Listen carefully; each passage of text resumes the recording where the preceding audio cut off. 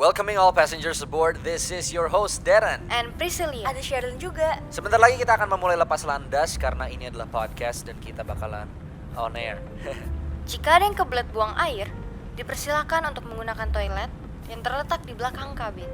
Jika semua sudah siap, fasten your seatbelts. Sit back, relax, and enjoy the show. show.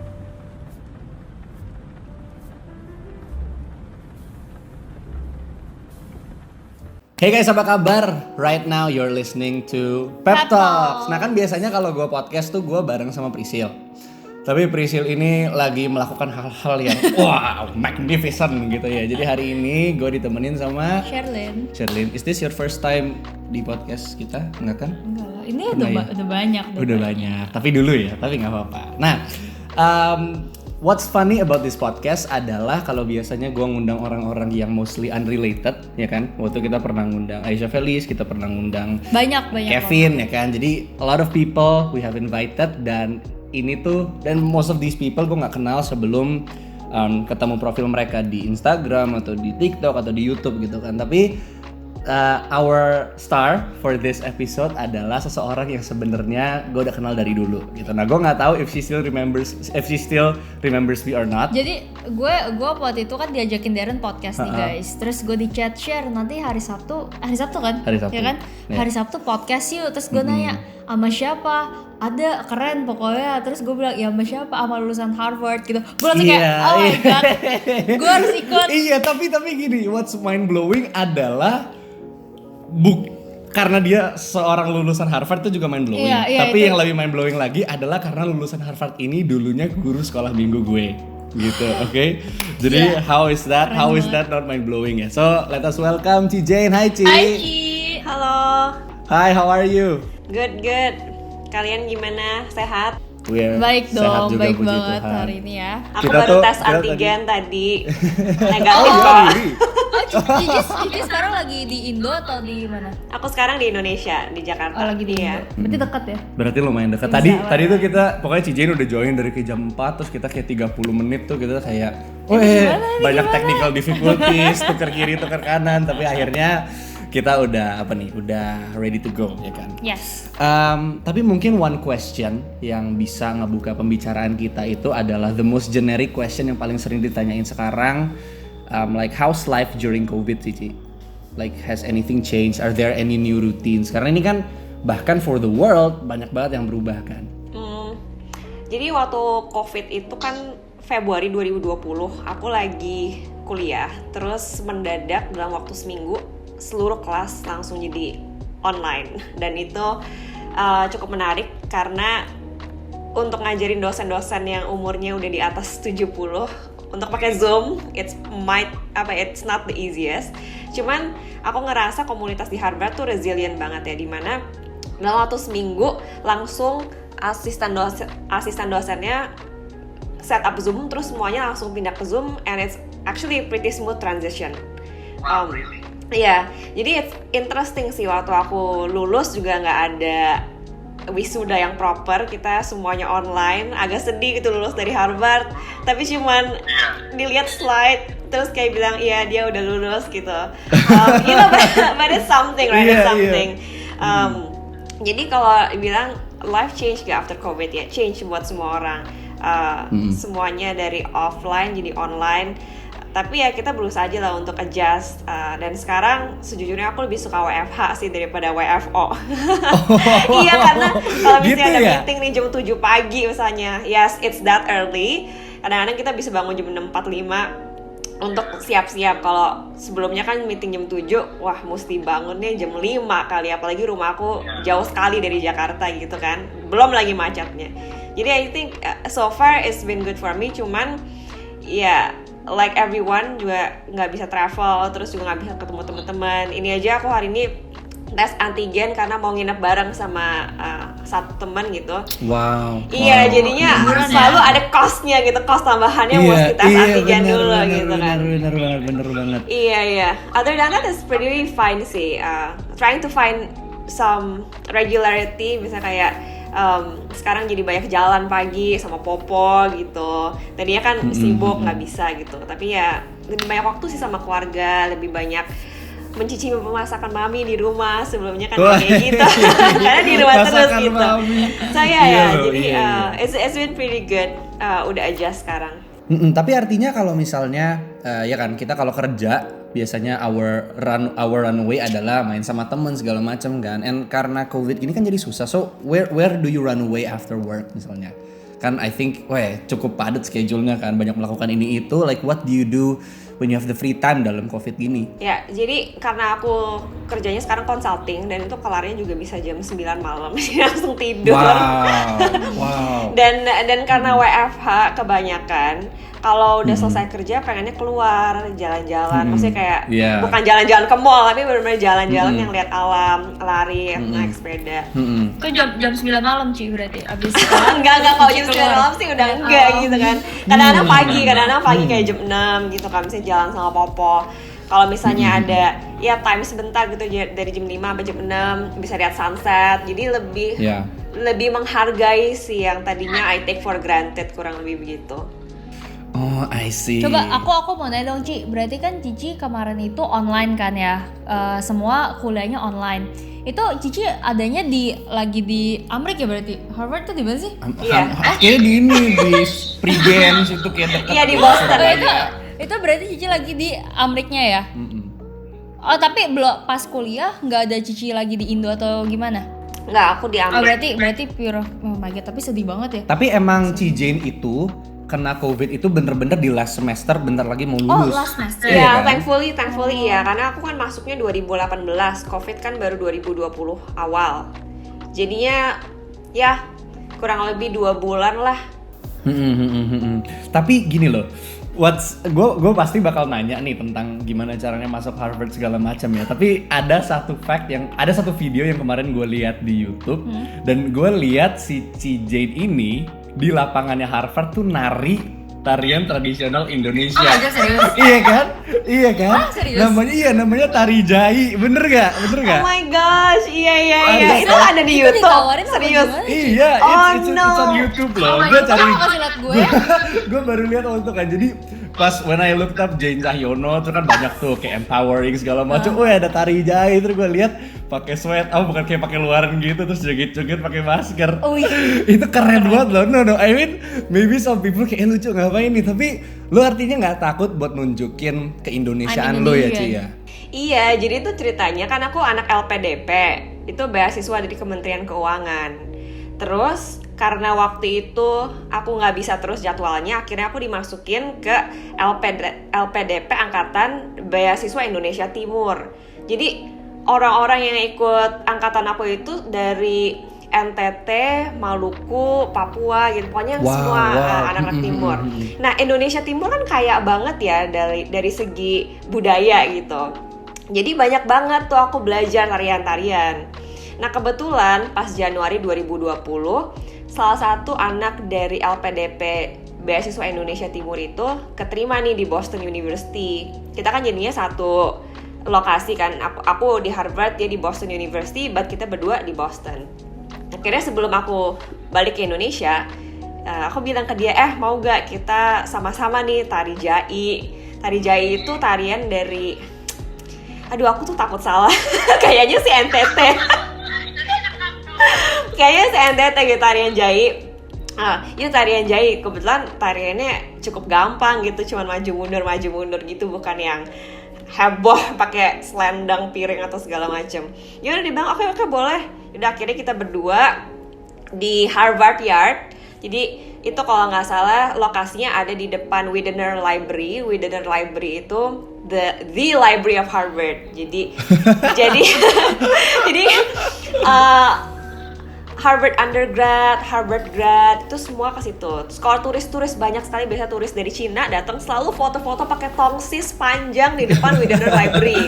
Nah, iya. Jadi kita itu harus berarti ya. Iya, kita take-nya di situ sama di Harvard Yard yang sebelah sana lagi yang ada patung John Harvard, dan itu juga sering banget turis foto di situ. Maksudnya ya seru juga gitu kan, ada tarian jai dari Indonesia pas di depan John Harvard statue. Iya. Berarti teman-teman Cici juga banyak orang Indo atau kayak cuma a few of them gitu? Sebenarnya banyak sekali sih orang Indonesia di Harvard. Maksudnya gini nih, bukan banyak sekali dari segi proporsi kan. Sebenarnya Indonesia negara keempat terbesar, harusnya kan populasinya juga kalau mau dibilang proporsional ya keempat juga, tapi enggak seperti itu. Maksudnya aku banyak adalah dibandingkan dengan uni-uni lain yang Ivy League, Harvard tuh kalau nggak salah ada sekitar 50-an orang Indonesia yang pas angkatannya aku. Tapi beda-beda jurusan. Jadi memang banyak teman-teman Indonesia aku yang di situ. Dan karena sama-sama di Boston, kita deket banget sama anak-anak di MIT. Oh, Jadi kita ada komunitasnya tuh Harvard MIT Indonesians. Dan pas balik ke Indonesia juga kuat komunitasnya. Jadi kalau ditanya, ya di sana banyak banget sih gaul sama anak-anak Indo. Tapi karena aku School of Public Policy, kebijakan publik, jadi banyak juga teman-teman dari mancanegara, terutama di Southeast Asia ya, karena kan kita kurang lebih di regionnya sama. Jadi kita bisa ngomong hal-hal yang kurang lebih sama gitu. Berarti kenalan nama dari negara ini, negara ini, berarti circle-nya bener luas banget langsung ya. Iya. Tapi kayak gue penasaran gitu, how did you manage to bisa Kok so Inggris? apply gitu loh? Biasanya nggak pernah pakai bahasa Inggris. Pakai bahasa Inggris, Sherlyn. Kemarin pas suruh bahasa Inggris, I cannot. Iya, tapi gimana sih? How did you actually manage to enter Harvard? Karena itu susah banget, terus chance-nya tuh juga wah kecil lah ya buat orang Indo gitu lah istilahnya. Sebenarnya aku nggak tahu sih if it's very difficult. karena gini, kalau kita nggak pernah coba, kita nggak akan pernah tahu kan kita akan masuk apa enggak. Jadinya buat aku sih coba aja gitu. Berarti dari SMA Cici udah mau masuk Harvard? Enggak juga. Emang ada itu lain? Nggak juga, jadi ceritanya pas aku kerja di World Bank, itu kan my first job. Banyak sekali teman-teman aku di sana yang dari Harvard, dari Kennedy School of Public Policy. Jadi banyak kerja bareng mereka, banyak juga kenal PhD yang udah lulus dari Harvard. Terus habis itu mereka bilang, iya bagus tuh sekolahnya, lo daftar aja. Terus orang aku minder, aku bilang, aduh susah nih Harvard. Aku sama kayak kamu pikirnya, aduh acceptance rate-nya rendah segala macam. Enggak, kita actually nggak tahu sih acceptance rate-nya berapa. Tapi selama ini yang daftar masuk aja tuh. Sama cuman kayak ya udah, kalau gitu gue daftar aja juga gitu kan. Emang ada beberapa yang ketolak, cuman ada juga banyak orang-orang Indo yang masuk gitu. Jadi ya udah beraniin daftar, terus puji Tuhan masuk. I see. Tapi gue sempat nonton nih. Jadi gue sempat nonton. I think you actually shared something about waste management ya kan. And you said that di saat dulu Cici kerja di World Bank itu, Cici tuh kayak belusukan ke desa-desa gitu ya. You actually came to villages. Volunteer. Iya, kayak datang ke desa gitu kan. Dan I think you said something about leadership gitu loh. Kalau gue nggak salah ya, I think you said something bahwa Indonesia tuh butuh leaders gitu loh. Yang satu hal yang penting adalah leadership empowerment kan. Nah, I mean why do you think like that gitu loh? Waktu aku di World Bank itu sebenarnya bukan volunteer sih, aku ke kampung-kampung, ke desa-desa, karena emang aku kerjanya sebagai research assistant. Dan kita ada project namanya longitudinal study. Jadi longitudinal study itu study yang spanning 2 years gitu. Jadi bukan cuman kayak 6 bulan atau sebulan. Itu pengumpulan datanya lama, dan selama pengumpulan data itu juga dianalisa. Nah, kebetulan proyek kita waktu itu mengenai undang-undang desa, dana desa. Jadi pemerintah Joko Widodo memberikan uang dalam bentuk dana desa kurang lebih 1 miliar per desa per tahun. Dan di situ kita sebagai World Bank mau untuk mendukung pemerintah. Kira-kira 1 miliar ini tuh dipakai buat apa aja? Bagaimana mereka menyusun proyek? Siapa aja yang terlibat dalam penyusunan pemilihan proyek-proyek itu? Apakah itu kaum-kaum elit atau kepala desa coret-coret sesuatu di kamar dia sendiri, atau dia melibatkan masyarakat, misalnya kaum ibu-ibu, kaum yang miskin, kepala dusun yang lain gitu kan. Jadi kita mau tahu prosesnya.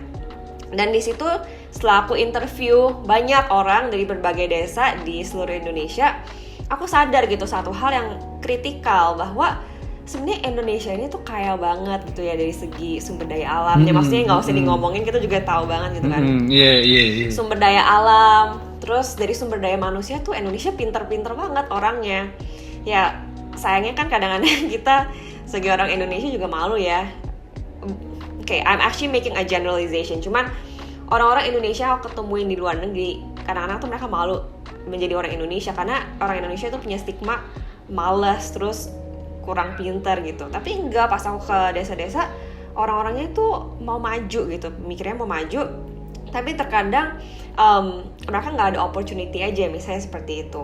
Atau sebenarnya opportunity-nya banyak nih, kita bisa nih connectin mereka ke banyak resources yang kita punya ya dari World Bank. Tapi kadang-kadang orang-orangnya yang nggak mau untuk ambil tanggung jawab aja gitu. Nah di situ aku melihat gitu, wah ini butuh yang namanya this leadership expertise gitu. Jadi kita nggak cuman memimpin di daerah kita, tapi juga memimpin daerah kita dengan perspektif dari dunia luar juga. Dan satu hal yang menurut aku kritis lagi adalah leadership empowerment in the young people di kampung-kampung ini, di desa. Kenapa? Karena kebanyakan yang aku ngelihat trennya sekarang adalah anak-anak muda yang di desa, mereka maunya kerjanya ke kota. Karena kalau di desa ngapain sih gue gitu kan, palingan gue jadinya petani, jaga warung, punya keluarga, jadi tukang ojek, palingan di kantor desa, jadi pegawai negeri gitu. Aku maunya ke kota dong, aku mau jadi accountant gitu, padahal nggak tahu aja accountant capek banget kerjanya juga kan. Iya kan, terus semuanya tuh maunya ke kota gitu, sehingga di daerah tuh kurang dibangun, kurang lebih begitu.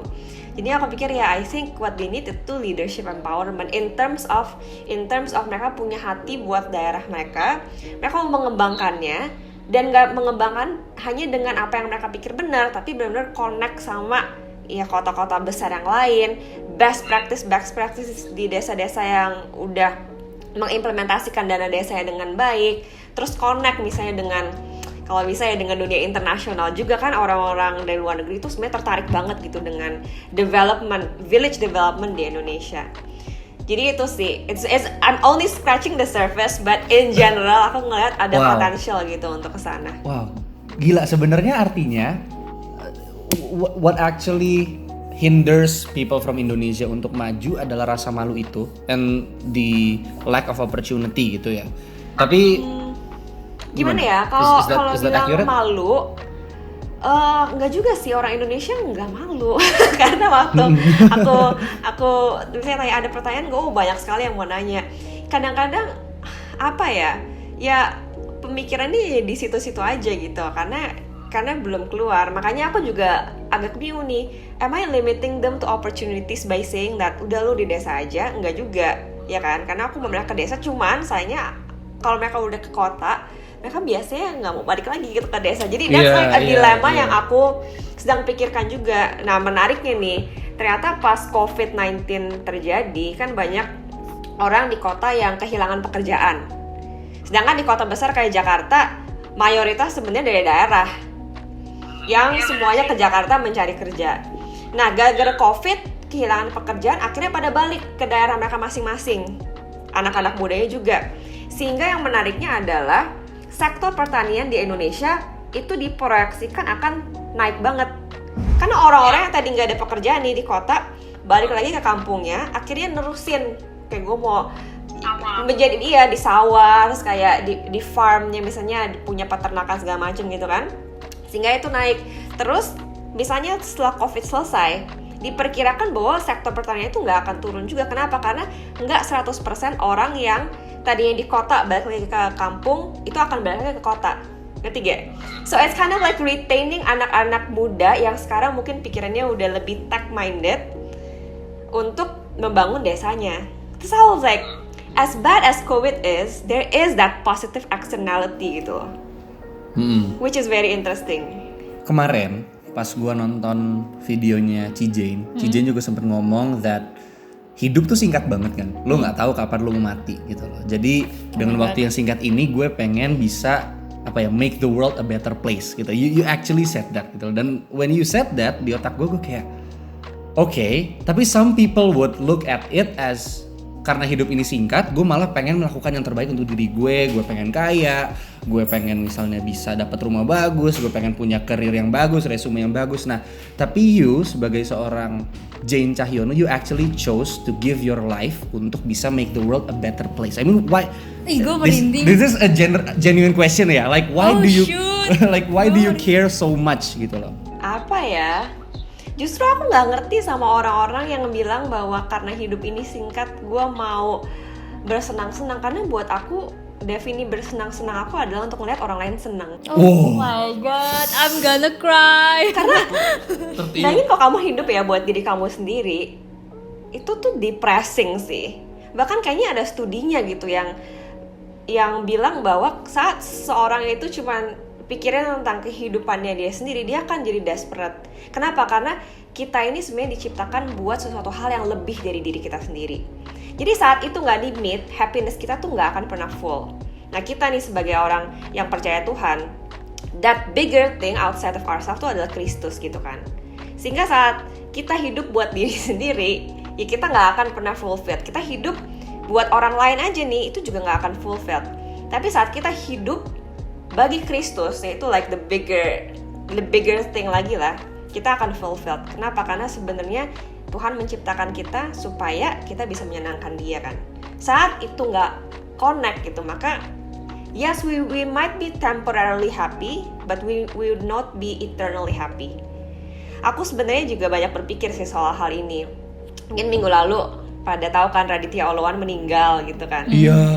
Dan aku sejujurnya nggak kenal sama beliau, tapi sempat beberapa kali dengerin khotbahnya dia gitu. Terus aku merasa sangat diberkati. Dia meninggal umur 37. Terus aku pikir, oh my goodness, 37 itu like 9-10 tahun lagi dari sekarang gitu. Terus aku bilang, aduh Tuhan, kalau misalnya aku meninggal umur segitu atau bahkan lebih muda lagi gitu kan, kira-kira apa yang sudah akan aku lakukan.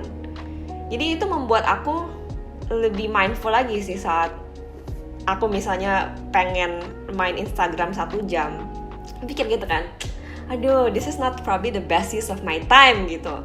Saat aku mau buka YouTube lama-lama karena aku jenuh gitu, aku mikir lagi, probably this is not the best use of my time gitu. Karena our time is very limited, dan sejujurnya kita nggak pernah tahu juga kapan kita akan meninggal. Jadi might as well use it wisely. Wisely maksudnya apa? Wisely artinya kita tahu nih, if our time is currency, kalau itu adalah uang, for every buck, for every dollar that our life has gitu, we use it for like the best ROI, return on investment-nya. And karena kita sebagai seorang yang percaya Tuhan, ROI-nya itu adalah sesuatu yang berhubungan dengan hati Tuhan, yaitu jiwa-jiwa gitu. Mungkin aku ngomongnya udah terlalu besar gitu, cuman in short gini, buat aku definisi bersenang-senang adalah saat aku ngelihat ada hidup-hidup tuh yang diubahkan.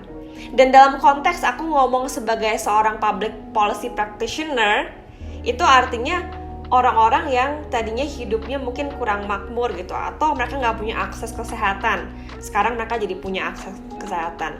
Orang-orang yang tadinya ditindas kan, mereka nggak punya pengacara atau nggak bisa bayar pengacara, akhirnya mereka bisa mendapatkan rights-nya mereka dengan baik gitu. Orang-orang yang tadinya mungkin anaknya nggak bisa sekolah karena mereka terlalu sibuk gitu, orang tuanya terlalu sibuk karena ngurusin sawahnya, habis itu mereka nggak ada orang yang buat bantuin mereka, akhirnya mereka harus anaknya yang bantuin mereka gitu. Orang-orang seperti ini akhirnya bisa menyekolahkan anak mereka karena mereka punya uang yang cukup gitu untuk sustain kehidupan mereka gitu, dan akhirnya anaknya bisa sekolah. Mungkin hal-hal seperti ini gitu yang aku rindu gitu untuk lakukan di dunia ini, atau mungkin dalam konteks waste management gitu kan, karena aku juga cukup passionate ke dalam hal itu gitu. Aku ngelihat pas aku ke Bantar Gebang, tempat pembuangan akhir yang di Jakarta, banyak banget gitu pemulung 3.000 keluarga gitu yang jadi pemulung. Terus sampahnya udah menggunung gitu. Aku cuman kayak, gimana ya caranya supaya pemulung ini bisa mendapatkan kehidupan yang lebih baik, dan sampah-sampahnya ini kalau numpuk terus, mereka sebenarnya sampahnya itu akan bisa meledak juga, seperti yang udah terjadi di beberapa tempat dan sudah membunuh beratusan orang gitu kan. Jadi kalau hal-hal seperti ini kita bisa mitigasi, kita bisa membuat kehidupan orang lain lebih baik gitu. Itu buat aku suatu kesenangan. Dan kalau mau diambil lebih panjang lagi ya, gimana caranya mereka bisa mengenal Kristus gitu kan. Cuman untuk sampai ke situ memang itu butuh kasih karunia khusus ya. Menurut aku kita bekerja dengan sepenuh hati kita seperti untuk Tuhan dan bukan untuk manusia. Lalu soal yang kayak gitu kita serahkan ke Tuhan sambil kita terus berdoa lah gitu. Wow, ini wah gila sih. Ini gue dari tadi dengerin gue kayak astaga, this is so touching ya. Banget, tapi Ci, yang mungkin lebih mind blowing lagi adalah how you always involve God in everything you do gitu kan. And we know that in theory itu tuh mudah banget untuk ngomong seperti itu gitu loh. Untuk misalnya kayak tahu kan di sekolah mungkin ada yang diajarin iya lu mesti involve God in everything you do. Tapi di saat kita udah terjun ke sebuah dunia yang jauh lebih sekuler dengan orang-orang yang mungkin mostly who have different beliefs than we do gitu kan. Itu menjadi something that's hard to implement gitu loh Ci. Tapi you don't seem to lose God in everything you do ya. Bahkan di setiap like in almost all of your mungkin talks yang gue lihat, lo nggak malu untuk membawa itu Ci. Nah, why is that gitu loh? Karena di mana mungkin banyak orang kayak why and how ya. Iya, why and how. Karena kan mungkin banyak orang kayak ngapain sih mereka, nggak ada hubungannya sama kerjaan gue bikin public policy kok nggak ada public policy kok nggak ada hubungannya gitu loh. Tapi you always involve Christ in it gitu kan. Iya, why and how? That's the better question. Menurut aku ini nggak terlepas dari dukungan keluarga dan komunitas yang memang memprioritaskan Kristus di atas segalanya gitu. Karena buat aku kita tuh nggak bisa go alone lah. Meskipun kita cinta Tuhan banget, terus sudah memenangkan ribuan orang, tapi saat kita sendirian gitu, itu nggak bisa lah, cannot.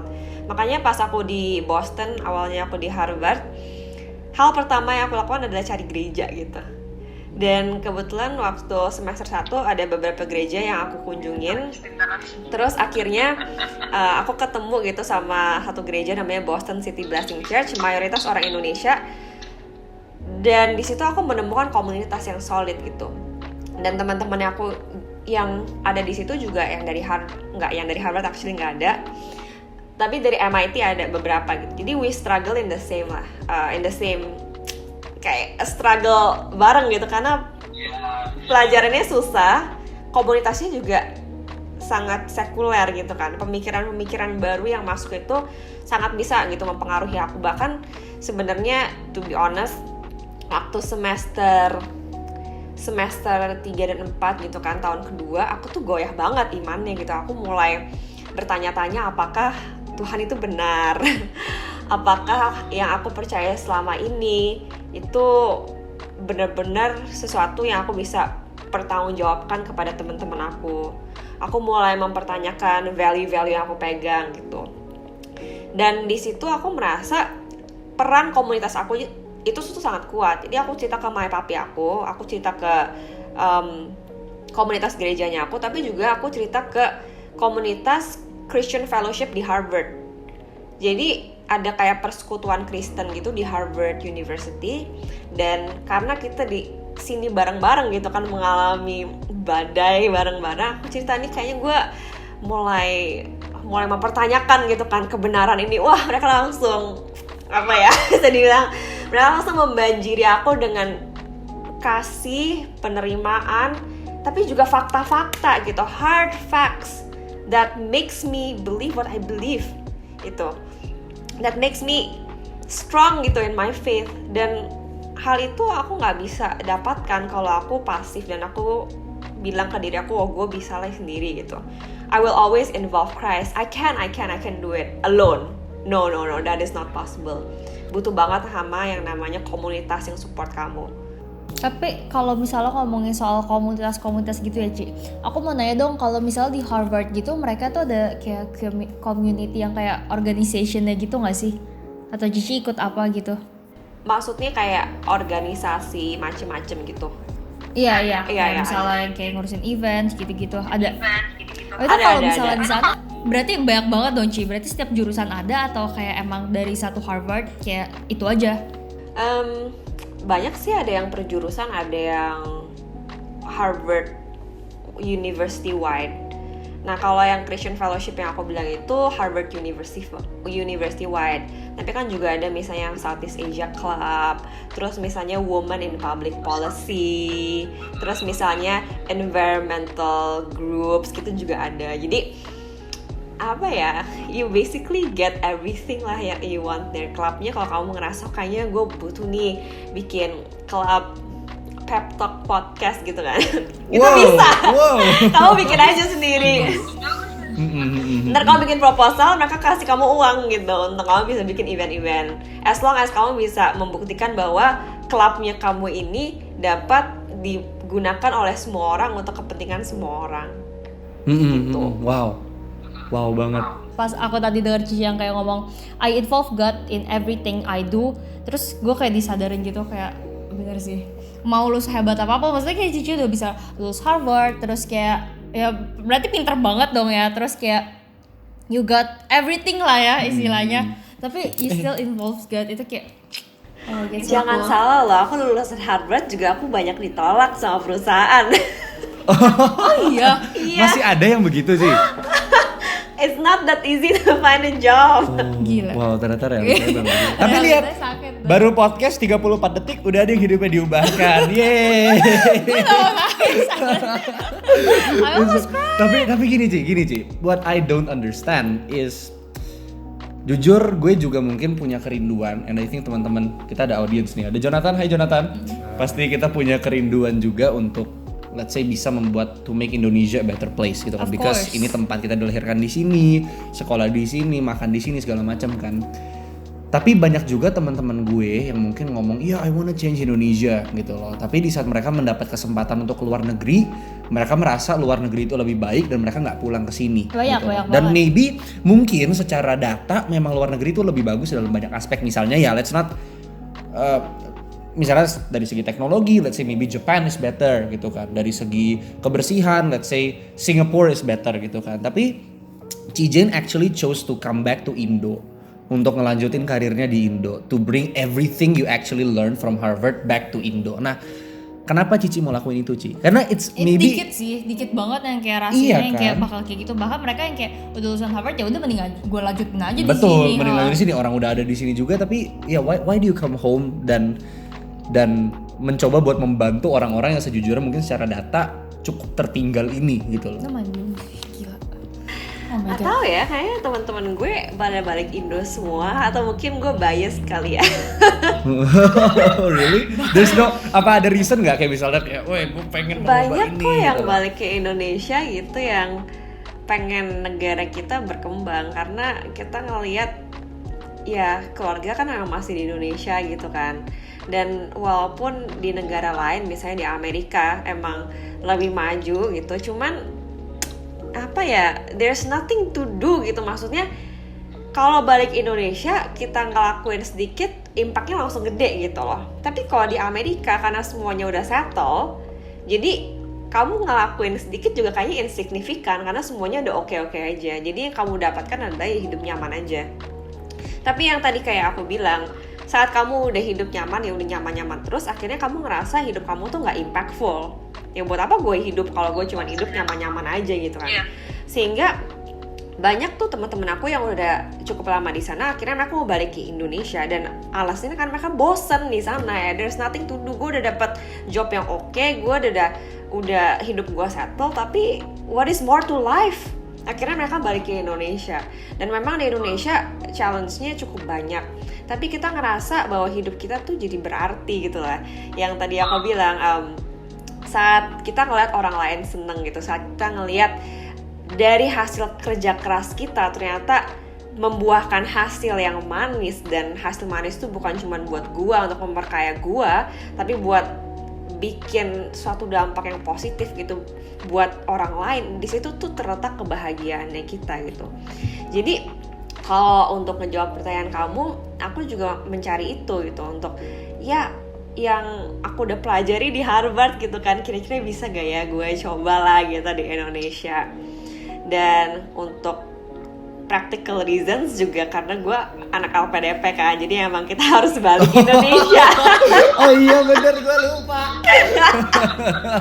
Iya bener. That's the practical reason ya begitu. One of the strong reasons. Iya. Tapi mungkin Dibayarin negara masa kabur. Tapi honest question ya, ini maybe honest. Kalau misalnya Cici dapat kesempatan dan emang diperbolehkan untuk tetap lanjut di US, would you stay there atau would you still come back home? Sejujurnya waktu itu tuh gue pengen apply di satu company, dia software as a service untuk waste management. Jadi itu menurut gue keren ya. Dia jualan software di mana truk-truk yang ngangkut sampah itu bisa tahu rute yang paling efisien dari tempat pengambilan sampah ke tempat pembuangan akhirnya gitu. Canggih bener. Keren banget. Terus habis itu juga mereka bisa ngedata gitu kayak sampah lo ini komposisi organiknya berapa persen. Serius? Iya, jadi itu kayak keren banget kan. Terus mata gue langsung berbinar-binar, gue kayak wah gue pengen kerja nih buat ini company gitu. Karena gue ngelihat banget itu dibutuhin gitu di Indonesia, di Jakarta gitu kan. Nah kebetulan waktu itu gue apply, mereka nggak ada opening kan lagi COVID ya, jadi sebenarnya banyak orang yang lagi di freeze gitu lah dan hiring freeze. Gue intinya reach out, gue bilang gue pengen nih untuk kayak intern lah buat lo, boleh gak? Terus bilang oh sorry ya kita lagi ada hiring freeze jadi kita nggak bisa gitu untuk hire lo gitu. Kalau kita hire lo juga palingan lo nggak digaji. Terus saya nggak bisa sih kalau nggak digaji sih. Karena kan semua orang lagi susah kan gara-gara COVID itu kemarin. Jadinya ya aku balik Indonesia. Jadi kalau kamu tanya sebenarnya kalau ada opportunity di sana mau ambil apa enggak, mau tapi cuman ke company itu doang. Karena aku tahu saat aku udah belajar itu aku bisa gitu untuk bawa ke Indonesia gitu. Berarti Cici pas balik ke Indo langsung dapat kerja atau kayak enggak, kontak aku dulu? juga nggak langsung dapat kerja. Aku coba ke beberapa company dan ada beberapa yang ditolak juga. Jadi nggak 100% karena aku lulusan Harvard aku diterima. It's a very humbling experience sih, but it's good. Wait, artinya perusahaan zaman sekarang tuh udah nggak ngelihat lagi lu lulusan mana ya? Biasanya bukannya kayak, woi Harvard, I don't care, pokoknya I want him or her gitu, I want them gitu kan? Karena kan ada Enggak ya? prestasi yang lain. Berarti belum qualified, tapi kayak berarti emang Cici bakal mendapatkan pekerjaan yang emang pas banget buat sekarang. Dan kayak. sekarang Cici kerja di mana Cici? Aku kerja di Deloitte Consulting. Deloitte? Consulting. Kalau kamu tahu Deloitte. ada Ernst & Young, PwC, KPMG, tahu gak? The Big Four accounting firms. Salah satunya tuh Deloitte. Terus aku kerja di bagian consultingnya, bukan auditnya. Oh, I see. Iya makanya tadi dibilang dia consulting sampai jam 9 malam gitu ya. What a hard life. Berarti kalau consulting tuh ngapain sih Ci? Konsultasi dong. Iya konsultasi sama orang-orang gitu. Iya kan gue ngerti. Oh iya Kan maksudnya ngapain consulting gitu. ya gimana sih? Iya, jadi kita itu management consulting sih. Jadi misalnya kamu punya perusahaan, terus kamu punya satu goal, dan biasanya yang berhubungan dengan bisnis. Terus kamu hire consulting firm, contohnya kayak Deloitte, atau kalau kamu pernah dengar the big three consulting firm tuh ada McKinsey, Bain, sama BCG untuk solve your problem. Jadi contohnya apa ya, kamu punya restoran bakmi gitu, ini kayak contoh yang sangat sederhana. Terus kamu pikir nih, aduh restoran bakmi aku tuh kayaknya sepi gitu ya, lagi COVID, terus gimana ya caranya aku tuh pengen naikin penjualannya aku, padahal ini lagi sepi banget.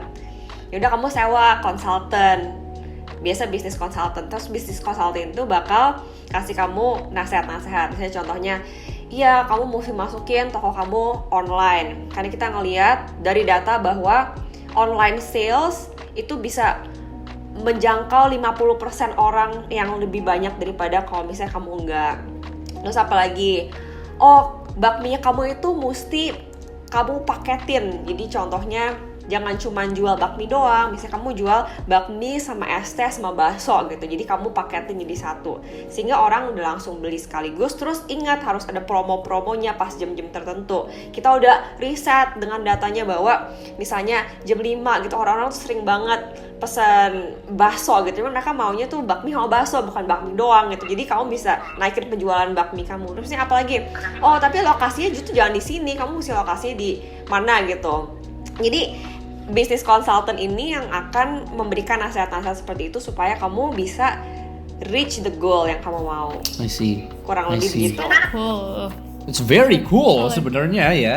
Tapi Ci, Tapi sampai jam 9 malam. Iya, sampai ngomong gitu kayak. Jadi kamu harus gini-gini sampai jam 9 malam. Ci, tapi artinya you're probably someone yang di mata banyak orang, terutama di orang-orang Indonesia ya, to be someone yang mungkin wah cukup hebat lah because lu seseorang yang Emang hebat, you orang care banyak about orang. the environment, you care about the people, ya kan, you care about the leaders of the villages in Indonesia, you care about waste management, ya kan. I watched her apa ya, lecture ya, apa sih nggak tahu istilahnya apa ya, about Bantar Gebang ya. You said it was gonna be full in 2021 gitu loh. Kalau di tahun 2021 tuh bakal penuh, dan pokoknya she Apa laid itu? out all the ini kayak tempat pembuangan sampah, like the only itu ya tempat pembuangan dumpster yang gede banget gitulah pokoknya. Nah, dan di situ like she laid down all the details kan. Artinya people probably know you sebagai seorang Jane Cahyono yang, I am save the earth superwoman saving the gitu earth lah, right nah now. kan. Nah, tapi maybe terlepas semua itu, what are you actually like sih, Ci? Terlepas di dari luar semua persampahan itu. Iya, dan prestasi itu. Persampahan. Aduh aku bingung jawabnya what am I actually Iya, like. kayak misalnya tadi kan Darren mungkin agak ngomong kayak nggak, Cici ngomong kan, aku suka kalau misalnya ngelihat orang lain senang gitu kan. Tapi kayak pasti Cici punya yang kayak hobi atau kayak You suka have a yang lain personal gitu. life ya kan. Dan Yes. kayak mungkin wah, Jane Cahyono tuh yang sebenarnya tuh misalnya gue demen juga lah sebenarnya kalau nonton gitu. Gue demen juga kalau misalnya bisa baca buku ini gitu lah. You know lah. Iya kan? Oke, berarti Lebih like kayak the your non-glamorous side of me gitu ya. Iya. Apa ya? Ya dari segi hobi sih, aku this might be a little bit ambitious. Cuma aku tuh suka running juga gitu, as Suka apa sih? running. Aku suka lari-lari gitu Running. for fun. Lari-lari. Lari-lari, maksudnya running. Lari karena itu memotivasi aku untuk bisa mencapai sesuatu yang beyond myself. Jadi sebenarnya keluarganya aku itu tuh bukan keluarga atletis. Dari kecil selalu nilai paling jelek tuh adalah di olahraga. Physical education selalu bad. Gue Tapi- semua pelajaran gak remeh kecuali olahraga. Tapi aku ingat pas kuliah, aku nggak tahu gimana ya, tapi semua roommate-nya aku itu tuh pelari profesional. Aku Wow. punya 3 roommate, 3-3-nya itu tuh pelari profesional. Terus satu dari mereka itu cewek tercepat satu kampus. Jadi kayak dia ikut turnamen. Satu kampus? Iya, satu kampus dia yang paling cepat. Udah kan. Jadi gara-gara itu tuh aku mulai termotivasi. Setiap kali ada event lari, ada lomba, mereka selalu pergi kan bareng-bareng, terus aku selalu ditinggalin sendiri di kamar. Terus setiap hari pas mereka latihan lari, aku juga tinggal sendiri di kamar. Jadi aku pikir, aku mesti lari juga nih gitu. Awalnya lari 5K aja kagak bisa ngos-ngosan, tapi lama-lama aku coba untuk push myself harder and harder, dan akhirnya aku udah pernah melakukan 3 lomba maraton. Maraton tuh 42 km, jadi kayak jarak antara Lipo Karo Aceh sampai Kelapa Gading gitu. Wah, gila. Iya, nah Wah, ini gila. menariknya kan, kayak sekarang kamu bilang, gila gue nggak bisa. Aku juga pikir kayak gitu dulu. Tapi aku coba aja, kayak kira-kira bisa gak ya? Ya udahlah, gue mau push my limit gitu. Ya udah. Tapi jangan bilang you actually ran from home to this hotel kan? Enggak dong. Enggak dong. Enggak dong. Oke, gue sampai kaget loh. Gue kalau misalnya ikut maraton 42 km kayak gue bisa ketiduran deh. Enggak, kayaknya lu tiba-tiba di belakang orang udah 2 lap, lu baru mulai gitu. Waktu itu yang pas kita kita kan ada praktek olahraga, waktu itu disuruh lari berapa kilometer sih? 4 ya? 4 atau berapa? Nggak nyampe 1 ya? 1,8. Itu aja gue udah waktu kayak oh my god, gue udah menyerah, tapi kayak udah jalan 42 kilometer. Iya, tapi pushing the limit ya. That's probably Iya, a cuman value seru yang- sih kalau misalnya kamu pikirin aja deh hal-hal yang mustahil lah dalam kehidupan kamu gitu. Terus ya coba aja gitu, siapa tahu bisa gitu. Dan Wow. aku merasa itu Adventurous banget ya. suatu hal yang menarik lah gitu untuk dieksplor, karena kan you never know what you can accomplish, right, until you actually try it. Kayak contohnya aku juga nggak tahu aku bakal masuk Harvard kalau aku nggak coba. Gila, ini itu kaget nggak sih Ci pas tahu? Kaget dong. Apanya? Pasti Kaget pas sih, keterima. karena menurut aku aplikasi aku tuh kurang bagus kemarin, itu esainya nggak gitu bagus segala macem kan. Cuman ya aku yakin lah Tuhan mau aku untuk ada di Harvard, dan emang sebelumnya aku juga udah dapetin impresi yang kuat lah dari Tuhan bahwa dia mau aku ke Harvard gitu. Jadi antara kaget nggak kaget sih, aku kaget karena serius loh gue bisa masuk dengan kualitas seperti ini. Tapi ternyata pas aku ngomong ke mami aku, mam aku tuh masuk Harvard loh, mami tuh nggak kaget ya, kayak oh ya congrats ya. So kayak kok nggak excited gitu. Dia nggak excited anaknya masuk Harvard. Terus dia bilang, kamu masuk Harvard sama masuk UPH sama aja, ngomongnya kayak gitu. Serius? Cici pas pindah ke Harvard itu Cici live alone di sana atau dorm ya berarti ya? Aku di kosan. Ada Jadi ada orang-orang lain susah cuma gitu nggak tinggal Ci? di dorm. Kenapa? Adaptasinya dari mungkin kalau misalnya di sini kan masih tinggal bareng orang tua, berarti masih enak dong ya. Kalau di sana kan bener manage oneself gitu loh, manage yourself gitu, mungkin ada kayak susahnya gitu nggak? Nggak juga sih, karena udah terbiasa juga kan, waktu S1 juga udah tinggal tanpa orang tua. You went to ini ya, Covenant College ya? Iya. Ya kan? Di Georgia. Itu juga lumayan quite famous sebenarnya buat, karena a few of my friends actually went there too. Tapi Ci, we actually still have many things yang gue dan Sherlyn tuh sebenarnya very very curious ya kan. Tapi berhubung karena kamera kita SD card-nya tinggal 11 menit ya Ci ya. Jadi maybe I wanna ask you one last question nih Ci. You've done a lot of things, ya kan? You went to Harvard, bahkan untuk bisa berani kasih application aja, that's something, because most people udah pesimis duluan sebelum bahkan memberikan aplikasi. Iyalah, ya kan? pastilah Harvard. Iya, dan apalagi lulus top sempat disebut juga namanya sama ini ya, Ibu Sri Mulyani ya. Iya. Melalui Andika Sudarman ya kan. Iya. Kerja di World Bank juga bahkan sebelum went to Harvard, dan sekarang udah memberkati begitu banyak orang. Like some people might think nggak mungkin lah, that's Jane Cahyono gitu loh. Gue nggak mungkin bisa kayak dia karena beda gitu loh. Dia mungkin ya kalau some people would say dia beruntung lah gitu, dia privilege lah, dia inilah. Tapi ya how can people become like you gitu loh, and how can people also make this world a better place sih gitu loh. That would be my question sih. I think questionnya ada dua sebenarnya. How can people be like me, which I actually don't know gimana caranya. Enggak like her. Tapi kayak be a better version of ourselves. Iya, mungkin itu juga. Gimana tadi, be a better version of ourselves. Menurut aku penting untuk kita bisa menerima diri kita apa adanya, dan hal itu yang menjadi struggle aku juga. Mungkin orang luar ngelihat aku, wah gila dia keren banget, dia dari Harvard, dia dari World Bank, dapat special mention dari Sri Mulyani, dia kerja sebagai konsultan, distinction top 5% di Harvard. Tapi sebenarnya orang juga nggak tahu bahwa di balik itu aku banyak banget sih nggak puas sama diri sendiri gitu. Bahkan kadang-kadang, actually most of the time aku merasa bodoh sekali gitu. Dan aku merasa hal ini yang membuat aku tuh nggak bisa maju gitu, karena aku terlalu banyak kritik diri aku sendiri, aku terlalu banyak ngelihat ke diri aku sendiri, dan aku selalu mau untuk menjadi seperti orang lain. Jadi kalau ada saran gitu ya buat orang lain dan juga buat diri aku sendiri, I'm actually speaking this to myself, kamu tuh harus bisa menerima diri kamu apa adanya. love yourself. Mungkin itu very cliche, cuman you have to love yourself. Kamu sebenarnya tahu gitu kelebihan kamu apa, kekurangan kamu apa. Jangan justru kamu melihat kekurangan kamu doang terus abis itu kamu sesali. Oh, gue nggak bisa nih, ini emang gue payah di sini, udah gue nggak mau coba. Justru kekurangan kamu itu kamu lihat sebagai sesuatu hal yang kamu mesti kembangkan. Jadi always have a growth mindset. Kalau sekarang gue segini, gue yakin tahun depan gue akan segini. Kalau tahun depan gue tetap segini, artinya there's something wrong. Artinya lu gak menggunakan waktu lu dengan bijaksana. Either lu terlalu banyak buka YouTube, buka Instagram, buka TikTok, atau I don't know what you do with your time ya.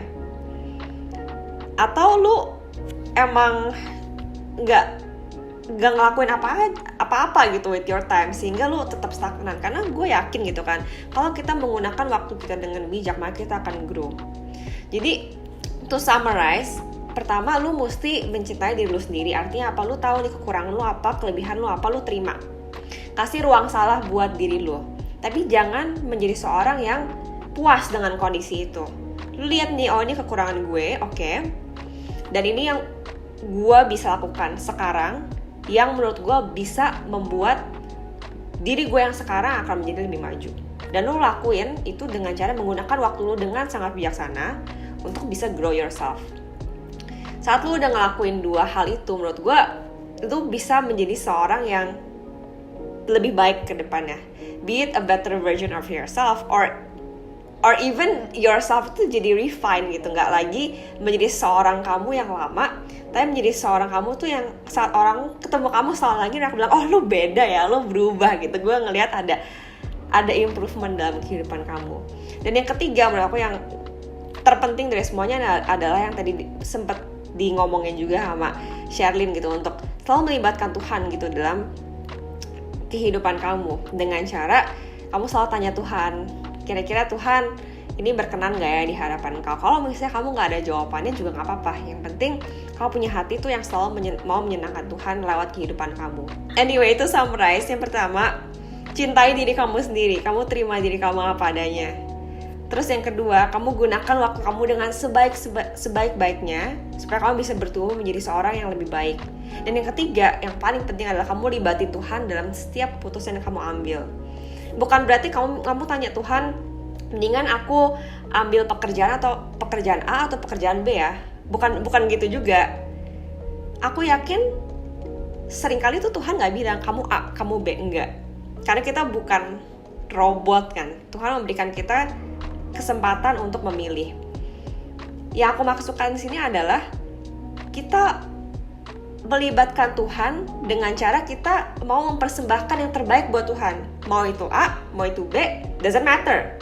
Yang penting ada sikap hati kita yang mau berubah, yang mau mempersembahkan ini Tuhan yang aku mau lakukan buat Engkau, semoga Engkau senang. Kalaupun itu salah ternyata, at least kamu motivasinya tuh udah bener untuk mau menyenangkan hati Tuhan. Jadi ketiga itu kalau kamu lakukan bisa membuat kamu seorang yang lebih baik. Dan aku juga belum sampai sana. Dan menurut aku kita nggak akan sampai sana until the day we die probably. Dan the day we die, we don't know. Makanya we have to use our time very very wisely. Gitu. Ya sumpah gue nangis. John, ambilin tisu, John. Tisu.